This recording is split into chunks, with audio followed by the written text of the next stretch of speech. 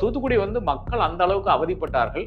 அங்க வந்து யார் இருந்தா அந்த சமயத்துலன்னு பாத்தீங்கன்னா, நிச்சயமா கனிமொழி தானே. யாருக்குமே வந்து மாற்று கருத்தே இருக்க முடியாது. ஏனென்றால் அவர்கள் வந்து இடுப்பளவுக்கு தண்ணி இருக்கிற இடத்துல போய் ஒரு பெண்மணி நின்னு வேலை பண்ணணும்னு பாத்தீங்கன்னா, அது சாதாரண காரியம் கிடையாது. தூத்துக்குடியில அவங்க களத்துல நின்னாங்கன்றத நம்ம பாக்குறோம். அதே நேரத்துல சென்னையில எத்தனை பேர் திமுகவை சார்ந்தவர்கள் களத்தில் இருந்தார்கள்னு ஒரு கேள்வியும் வரல சார். அது எடப்பாடி பழனிசாமி இந்த தேர்தலினுடைய ஹீரோவா இருக்கிறார். அது எதுக்குன்னு கேட்டீங்கன்னா, அமித்ஷாவுக்கு எதிராக நின்று இல்லங்க முடியாதுங்க. கோயம்புத்தூர்ல வந்து 2 டிகிரி வெப்பம் ஏறி போச்சு, இது திமுக தான் காரணம் அப்படின்னு சொல்லிட்டு அங்க பேசியிருக்காரு. திமுகல திராவிட கட்சிகள் தான் காரணம் என்று பேசியிருக்காரு. இதோட பெரிய ஒரு லூசுத்தனமான ஒரு பேச்சுக்கே இடம் இல்லை என்று நான் கருதுகிறேன். ஒரு மீமாக நான் மாறிவிட்டால், அது ஒரு செல்லூர் ராஜுவா நான் மாறிவிட்டால் நிச்சயமாக நீங்க எனக்கு வாக்களிக்க மாட்டீர்கள். அப்ப அது ஒரு பிரச்சனையாகத்தான் பார்க்க வேண்டியதா இருக்கு. அண்ணாமலை வந்து இன்னைக்கு வந்து அந்த ரேஞ்சில் தான் நின்று இருக்காரு. அனைவருக்கும் வணக்கம். தமிழ்நாட்டின் அரசியல் பரப்புரை களத்தில் தலைவர்கள் என்னென்ன இம்பாக்டை ஏற்படுத்த போறாங்க அப்படிங்கிற விஷயம் குறித்து பேசுறதுக்கு மூத்த பத்திரிகையாளர் திரு ஆர்.கே. ராதாகிருஷ்ணன் நம்மோடு இருக்கிறார். வணக்கம் சார். வணக்கம் விஷ்ணு. சார், திமுகவின் பரப்புரை களம் எப்படி இருக்கு? முன்னேறும் தூத்துக்குடிக்கு ஒரு தனி கேம்பெயின், வட சென்னையில நாங்க தான் முதல்ல வந்தோம் அப்படின்னு அதுக்கு ஒரு தனி கேம்பெயின், அதுக்கு ஒரு தனி பிரச்சனைகள் அப்படின்னு போயிட்டு இருக்கு. இது போக வாக்கிங் போறப்ப வாக்கு கேட்கறது, நடந்து கொண்டு வாக்கு கேட்பது, செல்லில் வாக்கு கேட்பதுன்னு எங்க திரும்பினாலும் நாங்க கேம்பெயின் பண்ணிட்டு இருக்கோன்றத அவங்க உறுதிப்படுத்த முயற்சி பண்ணிட்டு இருக்காங்க. திமுகவின் பரப்புரை களம் எப்படி இருக்கிறது?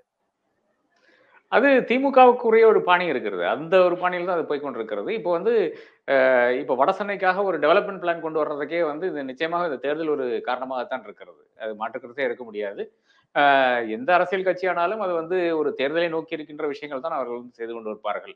அப்ப அந்த ஒரு அடிப்படையில் பார்த்தீங்கன்னா, என்ன டெவலப்மெண்ட் வந்தாலும், என்ன ஒரு வளர்ச்சி வந்தாலும், அந்த வளர்ச்சி எல்லாம் அடுத்த ஒரு தேர்தலுக்கு உகந்த ஒரு வாக்கு கேட்கறதுக்கு உகந்ததாக இருக்க வேண்டும். அப்படி இருக்கின்ற வளர்ச்சி பணிகள் தான் அதிகமாக பண்ணுவார்கள். அதனால தான் லாங் ஜெஸ்டேஷன் கேபிட்டல் ஒர்க்ஸ் பார்த்தீங்கன்னா, அதிகமாக வந்து பல கட்சிகளும் வந்து விரும்பாத, அதாவது அரசியல் இருக்கும்போது விரும்பாத விஷயமா இருக்கும். எப்படியாச்சும் ஒரு 3 வருஷம் 4 வருஷத்துல பண்ற விஷயங்களா இருக்க வேண்டும். ஏனென்றால் இப்போ வந்து நீங்க இயர் 1ல வந்துட்டீங்கன்னா, நீங்க வந்து நிறைய ப்ராமிசஸ் பண்ணியிருப்பீங்க. அந்த ப்ராமிஸ்ல கேபிட்டல் ஒர்க்ஸும் இருக்கும். அந்த ஒர்க்ஸ் இருக்கும்போது, நீங்க சில விஷயங்களை வந்து அந்த ஒரு ஸ்டார்ட்டிங் ஸ்டேஜ்ல இருந்து, அதாவது ஃபைல் ஆகி அது வந்து ஒரு டெண்டர் விழித்து, அதன் பிறகு அந்த டெண்டர் வந்து ஃபைனலைஸ் பண்ணி போறக்குள்ளாலே 1 வருஷம் ஆயிரும்.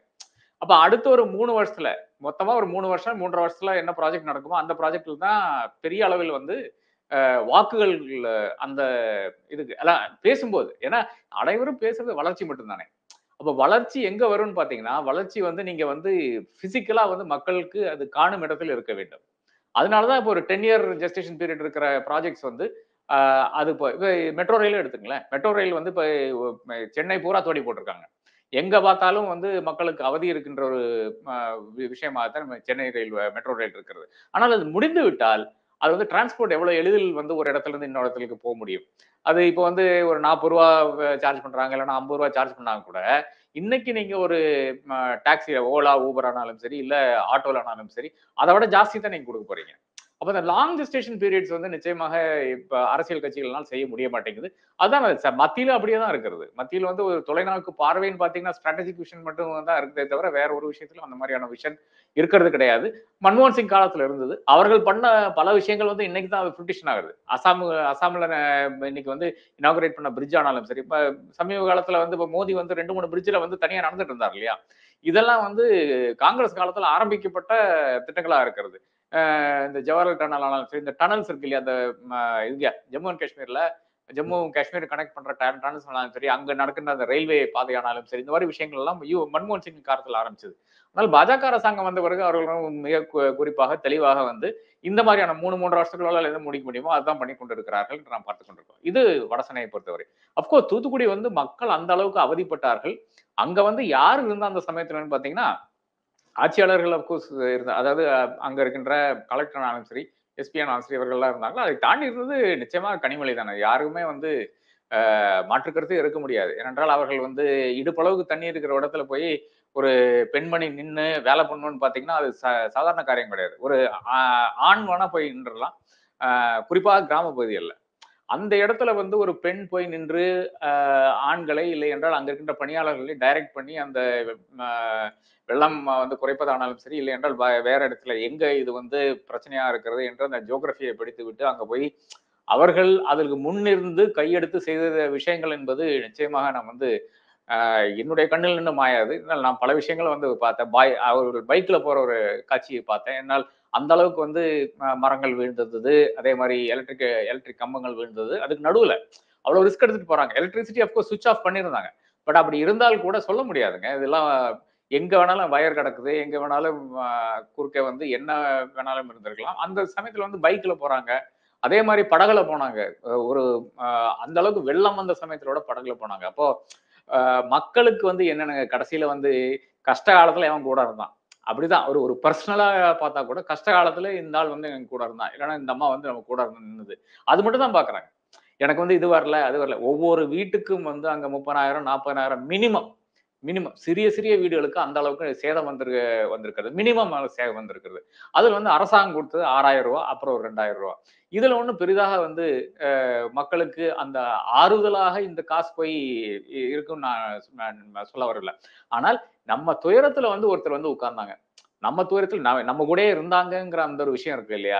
அது சார் பணத்தை ஒரு தாண்டின விஷயமா கேள்வி பாக்குறேன். இதோட தொடர்புடைய கேள்வியா? தூத்துக்குடியில அவங்க களத்துல நின்னாங்கன்றத நம்ம பார்க்கிறோம். அதே நேரத்துல சென்னையில எத்தனை பேர் திமுகவை சார்ந்தவர்கள் களத்தில் இருந்தார்கள்ன்னு ஒரு கேள்வியும் வரும்ல சார். அப்ப நம்ம வட நிச்சயமா சென்னைக்கு வரும். டெவலப்மென்ட் ப்ராஜெக்ட்ஸ் வட சென்னை பத்தி நம்ம பேசும்போது, ஆமா, அதே சமயத்துல தூத்துக்குடியில களத்துல இருந்தாங்க, மக்களுக்கு உதவி பண்ணாங்கங்கிறதுல மாற்று கருத்து இல்ல அப்படின்னாலும், விமர்சனங்களுக்கு உட்பட்டது அவங்க எவ்வளவு ஆமா, பண்ணாங்கங்கிறத விமர்சிக்கலாம். ஆனா அவங்க களத்துல இருந்தாங்கன்றதுல எந்த டவுட்டும் கிடையாது. ஆமா. பட் அதே கொஸ்டின் அப்படியே நம்ம சென்னைக்கு அப்ளை பண்ணோம்னா, அது அந்த இடத்துல திமுக வந்து கொஞ்சம் பின்வாங்குற நிலைமையில தானே சார் இருக்காங்க. நிச்சயமா. சென்னையில் இருக்கிறவங்க எல்லாம் சொகுசு வாழ்க்கை பார்த்த மனிதர்களா இருக்கிறார்கள். மல்டிபிள் டைம்ஸ் வந்து எம்எல்ஏ இருந்த மனிதர்களா இருக்கிறார்கள். பலரும் அமைச்சர்களா இருக்கிறார்கள். வெளியே வர வந்து அவ்வளோ அவர்கள் வந்து விரும்பவில்லை என்று நான் கருதுகிறேன். நான் சில நபர்களை பார்த்தேன். பரந்தாமன் வந்து ஓப்பனாவே வந்து எம்எல்ஏ பரந்தாமன் வந்து மு.க. ஸ்டாலினிடம் கம்ப்ளைண்ட் செய்கிறார். இந்த மாதிரி சேகர் பாபு மாவட்ட செயலாளர், வடசென்னை மாவட்ட செயலாளர் வந்து குறுக்கணிக்கிறாருங்க. இந்த மாதிரி வெல்ஃபேர் பண்ணணும்னு பார்த்தீங்கன்னா, எல்லாம் அவரு மூலியமா தான் போகணும்னு சொல்லி நின்று இருக்காரு அப்படின்ட்டு. அதே மாதிரி அந்த ஸ்டாம் வாட்டர் ட்ரெயின்ஸ்னுடைய அந்த பிரச்சனையும் வந்து அவர் குறிப்பிடுகிறார். இந்த மாதிரி என்னுடைய தொகுதியில் நடக்கிறத கூட எனக்கு தெரிய மாட்டேங்குது. எல்லாம் சேகர்பாபு தான் பண்ணி கொண்டிருக்கிறார் என்று. அப்புறம் அந்த நிச்சயமாக சென்னையில திமுக ஒரு கட்சியும் வரலங்கிறது தான் வருத்தம் அளிக்கின்ற ஒரு விஷயமா இருக்கிறது. அதிகாரிகள் மட்டும்தான் ஃபீல்ட்ல இருந்தாங்க. அதே மாதிரி கொஞ்சம் வெரி ஃபியூ தன்னார்வ தொண்டு நிறுவனங்கள் எங்க இருக்குன்னு தெரியல. ஆனா கொஞ்சம் பேர் இருந்தாங்க. கொஞ்சம் பேர் வந்து களத்துல இருந்தாங்க. எனக்கு தெரிஞ்ச வந்து சில ஆர்கனைசேஷன் அது இது கனெக்டட் இல்லாம ஆர்கனைசேஷன். அதாவது இன்னைக்கு எப்படி ஆயிடுச்சுன்னு பாத்தீங்கன்னா, இப்ப வந்து உங்களுக்கு இந்த ஃபாரின் டொனேஷன்ஸ் வருது இல்லையா? அந்த ஃபாரின் டொனேஷன்ல வந்து உங்ககிட்ட சொல்லியிருக்காங்க நீங்க ஃபர்ஸ்டே சொல்லணும். இந்தந்த விஷயங்களுக்காக நாங்க செலவழிக்க போறோம்ன்ட்டு. அந்த விஷயங்களுக்கு மட்டும் தான் செலவழிக்கணும். அப்படி இருக்கின்ற ஆர்கனைசேஷன்ஸ் கூட நம்ம கிட்ட இருக்கின்ற காசை வைத்துக்கொண்டு நம்ம மக்களுக்கு சேவை செய்ய வேண்டும் என்ற சேவை செய்யல காப்பாற்ற வேண்டும். சேவையெல்லாம் கிடையாது. காப்பாற்ற வேண்டும் என்ற அடிப்படையில் வந்து ரொம்ப ரிஸ்க் எடுத்து நிறைய ஆர்கனைசேஷன் வந்து பண்ணியிருக்காங்க. பட் அப்படி இருந்தும் கூட தன்னார்வ தொண்டு நிறுவனங்கள் ஆனாலும் சரி, அரசியல்வாதிகள் ஆனாலும் சரி களத்தில் தென்படவில்லை. ஜீரோ யாருன்னு பாத்தீங்கன்னா அதிமுகவும் பாஜகவும் தான். இவர்கள் வந்து திட்டமிட்டே வந்து நாம வந்து வெல்ஃபேர் ஏதாச்சும் பண்ணோம்னா நம்ம ஏதாச்சும் ரிலீஃப் பண்ணோம்னா அது வந்து ஆளுங்கட்சிக்கு நல்ல பேர் வந்துடும் சொல்லிட்டு நிச்சயமாக பண்ணவில்லை. சோசியல் மீடியாவில் நிறைய பப்ளிசிட்டி மட்டும் பண்ணிட்டாங்க. நான் அதை பத்தி கேள்வி கேட்டிருந்தேன். அது சமயத்துல வந்து பண்ணிட்டாங்க. ஆனால் ஆளுங்கட்சியினுடைய ஒரு பெரிய ஃபெயிலியராக பார்க்க வேண்டியது சென்னையினுடைய வெள்ளம். சென்னையுடைய வெள்ளம் கிடையாது. வெள்ளத்தில் அதனுடைய நிவாரணம் வந்து கட்சிக்காரன் வந்து முன்னால் நிக்கலங்கிற ஒரு பிரச்சனை எனக்கு படுது. இது திமுகவில் வரலாறு எடுத்து பாத்தீங்கன்னா நிச்சயமாக இப்படி ஒரு விஷயம் நடந்தே இருக்காது. அது ஏன் என்ற கேள்வி நிச்சயமாக திமுக வந்து கேட்டுத்தான் ஆக வேண்டும். அது மு.க. ஸ்டாலின் கேட்டுத்தான் ஆக வேண்டும். ஏனென்றால் அவரும் குளத்தூர்ல இருந்து வந்த எம்பி தான், எம்எல்ஏ தான். அப்படி இருக்கிற விஷயம் நிச்சயமாக அவர்களும் கேட்க வேண்டும் நான் கருதுகிறேன். ஏனென்றால் இதுதான் கடைசியில வந்து தீர்மானிக்கும். நீங்க அவங்களுடைய துயரத்தில் வந்து கூட நின்னீங்களா இல்லையாங்கிறது தான். அங்க தூத்துக்குடியில ஒரு அம்மா வந்து கூட நின்னுச்சு. அவங்களுக்கு என்ன அவர் கலைஞருடைய பொண்ணுங்க. அப்படி கூட வந்து அவங்க போய் இடுபடு அளவு தண்ணீர்ல வந்து அன்றாடம் போய் நின்று கொண்டிருக்கிறார்கள். அன்றாடம் வந்து ஒவ்வொரு ஊர்லயும் போயிட்டு அவர்கள் வந்து அந்த பிரச்சனைகளை வந்து அங்கங்க சால்வ் பண்ண முடியுமா? என்னென்ன சால்வ் பண்ண முடியும்னு பார்த்து சால்வ் பண்றாங்க. இதையெல்லாம் தாண்டி வீடு கட்டுறதுக்காக இதுவரை இருக்கின்ற அந்த அமௌண்ட் பார்த்தீங்கன்னா, மத்திய அரசாங்கத்திலிருந்து ரூ. 72,000 அதாவது இந்த பிஎம் என்னது ஆவாஸ் யோஜனா ஏதோ ஒண்ணு இருக்கு இல்லையா? வாயில் நுழையாத ஒரு ஹிந்தி பேர் இருக்கு. அதுல வந்து அவங்க ரூ. 72,000 கொடுப்பாங்க. பாக்கி இருக்கிறது மாநில அரசாங்கம் கொடுக்கும். மொத்தம் 1,50,000 நினைக்கிறேன். வீடு கட்டுற தொகை அது மொத்தமாவா. 1,50,000க்கு என்ன வீடுங்க கட்ட முடியும்? அந்த ஊர்ல எந்த ஊர்லயும் கட்ட முடியாது. அப்படி இருக்கிறதுனால 4.5 லட்சம் ரூபாவும் அதை உயர்த்தி வந்து அங்க தூத்துக்குடியில் இருக்கிற மக்களுக்கு வந்து அந்த வீடுகளை வந்து இப்போ கட்டி கொண்டு இருக்கிறார்கள் என்று நான் கேள்விப்படுகிறேன். அப்போ பல விஷயங்கள் வந்து இதன் மூலியமாக வந்து நடந்திருக்கிறது. அதாவது இந்த வெள்ளத்துக்கு பிறகு வந்து அவருடைய வாழ்க்கை தரம் எப்படியாச்சும் நான் வந்து மறுபடியும் அட்லீஸ்ட் அந்த பழைய அந்த அளவுக்காக கொண்டு வர வேண்டும் என்று பாடுபட்ட ஒரு அம்மையார்னு பாத்தீங்கன்னா நிச்சயமாக கனிமொழியாகத்தான் இருக்க முடியும். வேற யாரும் கிடையாது என்றது. அந்த அளவுக்கு வந்து யாருமே 39 எம்பிஸ்ல யாருமே வேலை பண்ணவில்லை என்றதுதான் உண்மை நிலையா இருக்கு. சார், அதிமுகவோட தேர்தல் பரப்புரை ஒரு பக்கம் கோயம்புத்தூர் வேட்பாளர் வாங்க அண்ணாமலை ஐ எம் வெயிட்டிங் அப்படின்னு ஒரு பக்கம் சவால் விடுறாரு. இன்னொரு பக்கம் அதிமுகவின் தலைவர் எடப்பாடி பழனிசாமி ரொம்ப கன்ஸ்ட்ரெயின்டா அவரோட எதிர்ப்புகளை வந்து திமுகவின் பக்கம் மட்டும் வைக்கிறாரு. பாஜகவின் பக்கம் அதிகப்படியான விமர்சனங்கள் வருவதில்லை. ஆனா மேடைக்கு மேல கூட்டணி இல்ல நாங்க கூட்டணியில் இல்லை, அமைய போவதில்லை அப்படின்னு திருப்பி அந்த ஸ்டேட்மெண்ட்டை வலியுறுத்துற அளவுக்கு கூட விமர்சனங்களை முன்வைக்கல அப்படிங்கிற ஒரு கருத்தும் சொல்லப்படுது. அதிமுகவின் பரப்புரை எந்த வகையில் இருக்கு? நிச்சயமாக நீங்க சொல்றது எல்லாம் உண்மைதான். அதாவது நேற்றைய பரப்புரையில கூட அதிமுக வந்து கண்டித்து ஒரு அதிமுக வந்து பாஜகவை கண்டித்த ஒரு பரப்புரை என்று பாத்தீங்கன்னா அது வந்து எங்கேயுமே பார்க்க முடியாத ஒரு விஷயமா இருக்கிறது. குறிப்பாக நீங்க வந்து மோடி எதிர்த்து பேச வேண்டும். ஏனென்றால் அவர்கள் எல்லா இடத்துலையும் வந்து பாஜக முன்னிறுத்துற நபர் என்று பார்த்தா மோடி தான். என்னது மோடி கவர்மெண்ட் என்று பிஐபியினுடைய பிரஸ் ரிலீஸ்லயே குறிப்பிடக்கூடிய ஒரு காலமாக நாம் மாறிவிட்டோம். இது வரலாறுலேயே கிடைத்தது. 1947 இருந்து யாருமே நெஹ்ரு கவர்மெண்ட் என்று கூறுவது கிடையாது. அதாவது ஒரு அரசாங்கத்தினுடைய அதிகாரிகமான ஒரு பத்திரிகை குறிப்பில் வந்து நெஹ்ரு கவர்மெண்ட் என்றோ, இந்திரா கவர்மெண்ட் என்றோ, சாஸ்திரி கவர்மெண்ட் என்றோ, இல்லைன்னா வாஜ்பேயி கவர்மெண்ட் என்றோ ஒரு காலத்திலையும் குறிப்பிட்டு கிடையாது. அப்ப ஆனால் இந்த முறை மட்டும்தான் நான் வியப்புக்குரிய ஒரு விஷயம் பார்க்கிறேன். மோடி கவர்மெண்ட் என்று அது தலைப்பிலேயே இருக்கிறது. அது ஸ்டார்டிங்கும் மோடி கவர்மெண்ட் என்று ஆரம்பிக்கிறது ஒரு பிஐபியினுடைய பிரஸ் ரிலீஸ்ல ஹோம் மினிஸ்ட்ரி சார்ந்த ஒரு விஷயத்துல. அப்போ மோடியை நீங்க அட்டாக் பண்ணாம நிச்சயமாக இல்லை என்றால் மோடியினுடைய குறைகளை வந்து நீங்க சுட்டிக்காட்டாமல் ஒரு அரசியல் பரப்புரையில் வந்து நீங்க ஈடுபடவே முடியாது. அப்ப நீங்க வந்து பாஜகவுக்கு விலை போன்றவர்கள் இல்லை என்றால் நீங்க ஏதோ ஒரு சீக்ரெட் டீல் பேசியிருக்கீங்கன்ற அந்த ஒரு விஷயம் வந்து மக்கள் வந்து நம்புவார்கள். அதுதான் திமுகவும் செய்து கொண்டிருக்கிறது. இவங்க வந்து பி டீம் என்று பேசிக் கொண்டிருக்கிறார்கள். ஆனால் என்னை பொறுத்தவரை நான் எனக்கு தெரிஞ்ச விஷயங்கள், அதாவது நாம் வந்து வெளிப்படையாக இல்லாத விஷயங்கள்ல முக்கியமான ஒரு விஷயம்னு பாத்தீங்கன்னா எடப்பாடி பழனிசாமி ரொம்ப தெளிவா இருக்கிறார். நான் வந்து அதிமுகவை வந்து காவு கொடுக்க மாட்டேன், அதிமுக என்ற ஒரு கட்சி இருக்க வேண்டும் என்ற ஒரு அடிப்படையில் வந்துதான் அவர் வந்து இன்னைக்கு தனியாக ஃபைட் பண்ணி கொண்டிருக்கிறார். சில அரசியல் இந்த விமர்சகர்கள் சொல்கிறார்கள், அதாவது எடப்பாடியினுடைய பெரிய மிஸ்டேக் தான் என்று கூறுகிறார்கள். அதாவது இந்த தேர்தலுக்கு பிறகு எடப்பாடி அட்ரஸ் இல்லாமல் போய்விடுவார். இப்ப வந்து பாஜக வந்து ஒரு 10% வந்து போல் ஆகி கொண்டிருக்கிறது எங்க பார்த்தாலும். இப்ப அதாவது இப்ப நடக்கின்ற அந்த போல்ஸ் எல்லாம் வந்து கொண்டிருக்கிறது.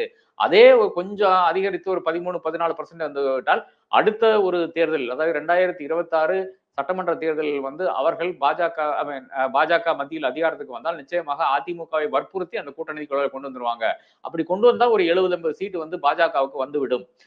இல்லைன்னா கேட்பார்கள். அதாவது 80 இடத்துல வந்து அவங்க நிற்கக்கூடிய வாய்ப்பு இருக்கிறது. அவர்கள் வந்து அதுல தான் ஆரம்பிப்பாங்க. அந்த நெகோசியேஷனே வந்து அதுல தான் ஆரம்பிக்கும் என்று பலரும் பேசிக் கொண்டிருக்கிறார்கள். இதுல ஓரளவுக்கு நியாயம் இருக்கு. பட் அப்கோர்ஸ் நம்ம பர்சன்டேஜ் எல்லாம் தேர்தலுக்கு பிறகுதான் தெரியும். அப்படி இருந்தால் கூட என்னை பொறுத்தளவுல வந்து எந்த அளவுக்கு எடப்பாடி பழனிசாமிக்கு வந்து அதிமுகவை காப்பாற்ற வேண்டும் என்ற அந்த நோக்கம் இருக்கிறதோ, அந்த இச்சை இருக்கிறதோ, அபிலாஷம் இருக்கிறதோ, அந்த அளவுக்கு வந்து பாக்கி இருக்கின்ற ஒருத்தருக்கும் கிடையாது. பாக்கி இருக்கிறவங்க எல்லாம் பூரா வந்து செட்டில் ஆயிடலான்றதான் இருக்கான். இப்ப டாக்டர் விஜயபாஸ்கர் இருக்காரு, ஒரு ரெய்டு போச்சு இப்போ, அவரும் கொஞ்சம் பம்பிட்டு தான் இருக்கிறாரு. விஜயபாஸ்கர்னாலும் சரி, இன்னொரு விஜயபாஸ்கர் இருக்காரு, நம்மளுடைய தங்கமணி இருக்காங்க, வேலுமணி இருக்காரு. இவர்களுக்கெல்லாம் வந்து எடப்பாடிக்கு இருக்கின்ற அக்கறை வந்து யாருக்குமே தெரியாது. அப்ப என்னை பொறுத்தவரை இந்த தேர்தலில் வந்து யார் who is sticking is neck out, என்னை பொறுத்தவரை ஒரு ஹீரோன்னு பாத்தீங்கன்னா இன்னைக்கு வந்து வேற யாரும் கிடையாது, எடப்பாடி பழனிசாமி இந்த தேர்தலினுடைய ஹீரோவா இருக்கிறார். அது எதுக்குன்னு கேட்டீங்கன்னா அமித்ஷாவுக்கு எதிராக நின்று இல்லங்க முடியாதுங்க, நான் வந்து லைன்ல வர முடியாது அப்படின்னு சொல்ற ஒரே ஒரு மனிதர், அப்படின்னு சொல்ற தைரியம் வருகின்ற ஒரே ஒரு மனிதர் இன்னைக்கு வந்து தமிழ்நாட்டுல யார் இருக்கான்னு பாத்தீங்கன்னா எடப்பாடி பழனிசாமி தான். அப்கோர்ஸ் திமுகவை பொறுத்தவரை திமுக என்னைக்கே வந்து நாங்க கூட்டணியில் அப்போசிஷன்ல தான் இருக்காங்க. ஆமா ஆமா, பேச்சுவார்த்தையில இவரை கூப்பிட்டாலும் நான் வரமாட்டேன்னு சொல்ற அளவுக்கு ஆளுமையா எடப்பாடி இருக்கு. ஆமா, எடப்பாடி மட்டும் தான் இருக்கிறாரு என்ற ஒரு நிலை இருக்கிறது. அதனால என்னை பொறுத்தவரை இந்த தேர்தலுடைய ஹீரோன்னு பாத்தீங்கன்னா எடப்பாடி பழனிசாமி தான். சார், அடுத்த கட்டமா திரு அண்ணாமலை, பாஜக தலைவர் அண்ணாமலை வந்து கோயம்புத்தூர்ல முதல்வரே முகாமிட்டாலும் ஜெயிக்க முடியாது அப்படின்னு ஒரு பக்கம் பேசுறாரு. ஆனா இன்னொரு பார்வை என்னன்னா, அண்ணாமலையை கோயம்புத்தூர் வேட்பாளராக நிறுத்தியதுனாலேயே மீதி 40 தொகுதிக்கு அண்ணாமலை வேலை பார்க்க முடியாத ஒரு சூழ்நிலை ஏற்பட்டிருக்கு. அவர் வந்து அவரோட வெற்றியை போக்கஸ் பண்ணி வேலை பார்க்கறதுக்கு இப்ப தள்ளப்பட்டிருக்கிறாரு. அவர் வந்து மத்த இடங்களுக்கு போறதுக்கோ மத்த இடங்களை கான்சென்ட்ரேட் பண்றதை விட அவர் நிற்கும் அந்த இடத்துலதான் போக்கஸ் பண்ணி வேலை பார்க்க வேண்டிய அவர் 40 நாளைக்கு அங்க முகாமிடுற அளவுக்கு ஒரு சூழ்நிலை இருக்குன்னு சொல்றாங்க. ஏன்னா போட்டி கடுமையானதான் இருக்கும். கண்டிப்பா கோயம்புத்தூர் தொகுதி கவனிக்கப்பட வேண்டிய ஒரு தொகுதிகள்ல ஒண்ணா மாறி இருக்கு. அண்ணாமலை பாஜகவின் பரப்புரை எப்படி பாக்குறீங்க? நிச்சயமாக அண்ணாமலை பொறுத்தவரை அண்ணாமலைக்கு அங்கிருந்து நீங்க சொன்னது உண்மைதான். அந்த தொகுதியில் இருந்து லெப்ட் ரைட் திரும்ப முடியாது. நான் கேட்கறேன், ஏன் கரூர்ல இருந்து ஓடி போனாரு? அவ்வளவு தைரியம் இருந்த கரூர்ல போட்டி போட வேண்டியது. ஜோதிமணி வந்து எதிர்கொள்றதுக்கு என்ன அவ்வளவு ஒரு பிரச்சனை? காங்கிரஸ்காரங்க காசு இருக்காது. உங்ககிட்ட இருக்கிற வலிமை வந்து அவங்ககிட்ட கிடையாது. நீங்க ஒவ்வொரு தொகுதிக்கு வந்து 40 கோடி 50 கோடி செலவு பண்ணலாம். காங்கிரஸ் வந்து முக்கு நாள் ஒரு 2 கோடி 3 கோடிக்கு முன்னால மேல அவங்கனால பேங்க் அக்கவுண்ட் வேற ஃப்ரீஸ் ஆயிருக்கு. பேங்க் அக்கவுண்ட் அது ஜோதிமணியுடைய பர்சனல் பைனான்ஸ்ல இருந்தாலும் சரி, மாவட்ட செயலாளரை பிடிச்சி ஜெயில போட்டாச்சு இவரை செந்தில் பாலாஜிய. இவ்வளோ இருந்து கூட கரூரில் போட்டி போடுறதுக்கு என்ன பயம்னு கேட்கறேன் நான். ஏனென்றால் அவருக்கு தெரியும் கரூர்னாலும் சரி கோயம்புத்தூர்னாலும் சரி ரெண்டுமே வந்து அவுட் தான் அப்படின்னு அவருக்கு தெரியும் என்று நான் கருதுகிறேன். இது அதிமுகவினுடைய பெரிய இன்ட்ரெஸ்டிங் கேண்டிடேட் ராமச்சந்திரன் வந்து இந்தியன் இன்ஸ்டியூட் ஆஃப் மேனேஜ்மெண்ட் அகமதாபாத்ல தேர்ச்சி பெற்று வந்தவர். IIM-AIMங்கிறது தான் நம்பர் 1 இன்ஸ்டிடியூஷன். இந்தியாவில் இருக்கின்ற மேனேஜ்மெண்ட் இன்ஸ்டிடியூஷன்ல நம்பர் 1 இன்ஸ்டிடியூஷன் பாத்தீங்கன்னா அது Indian institute of management Ahmedabad தான்.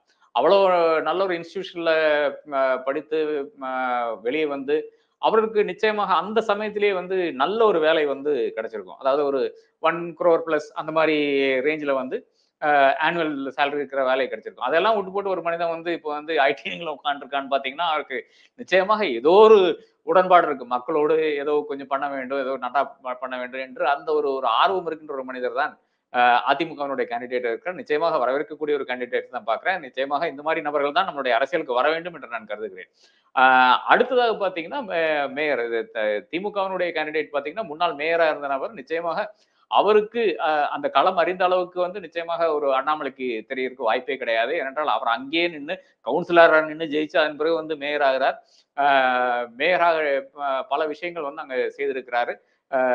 வேலுமணிக்கும் பாக்கி இருக்கிற ஆலயத்தினருக்கும் தெரிஞ்சவர். அதிமுகவில் இருந்த நபர் தானே.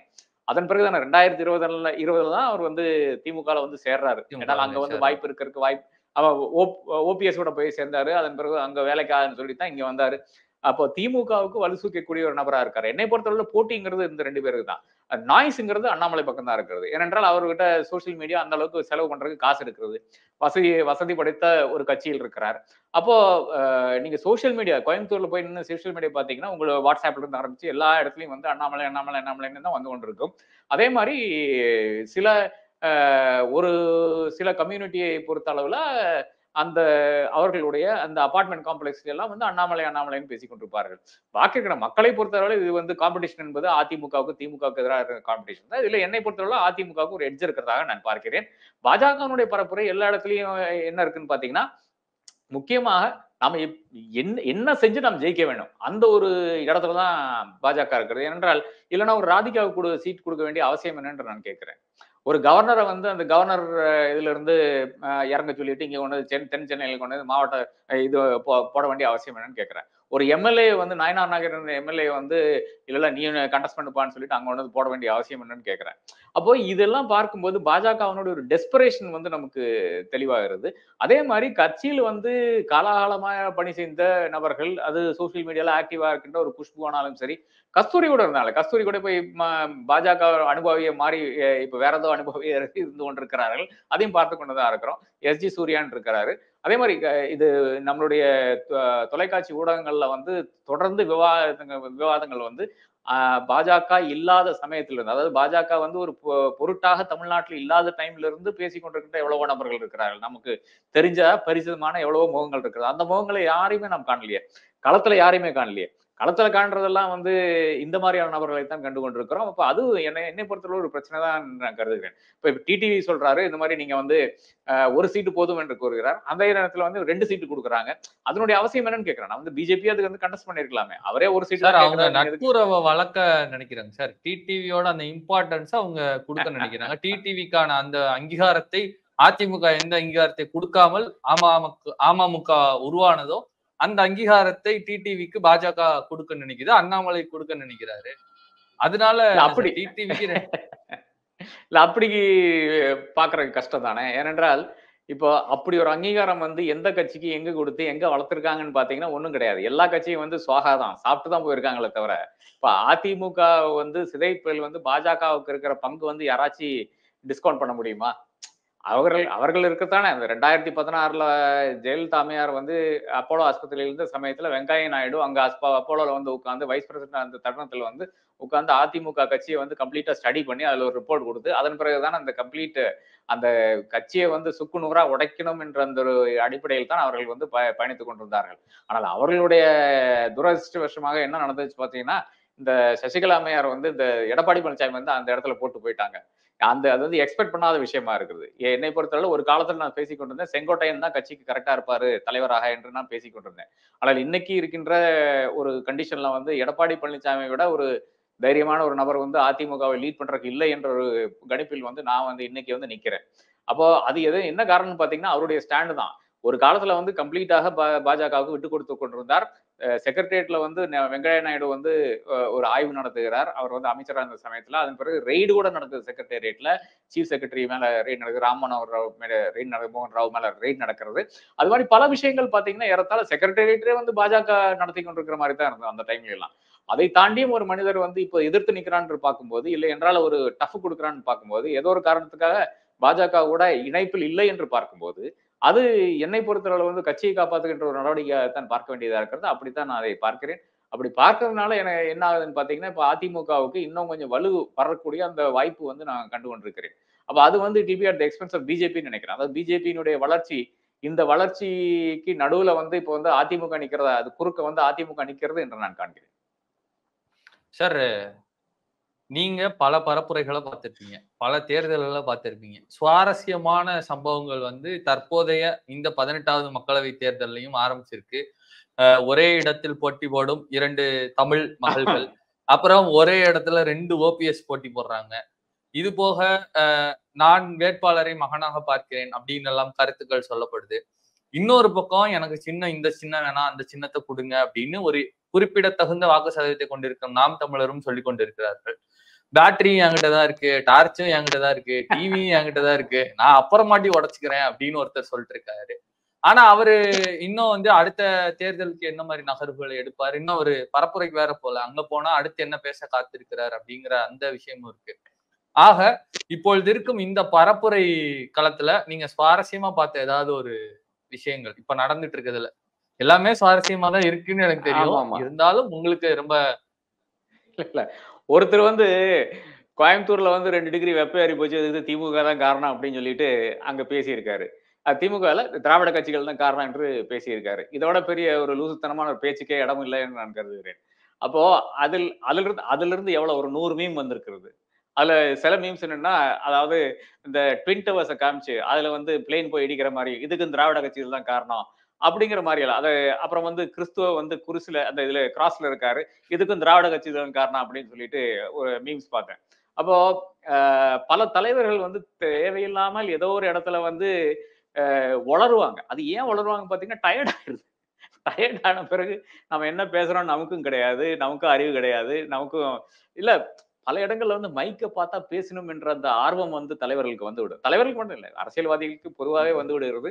அதனால வருகின்ற கோளாறுகள் என்று நான் நினைக்கிறேன். இந்த மாதிரி தான் செல்லூர் ராஜு வந்து இந்த மதுரையில அவ்வளவு பெரிய ஒரு ஜோக் ஆனதுக்கு காரணம் என்ன? அந்த தெர்மோகால் வந்து ஒரு போட்டதுனால தானே, அது ரிசர்வாயர்ல கொண்டு போய் கம்ப்ளீட்டா போட்டா போதும் அப்படின்னு.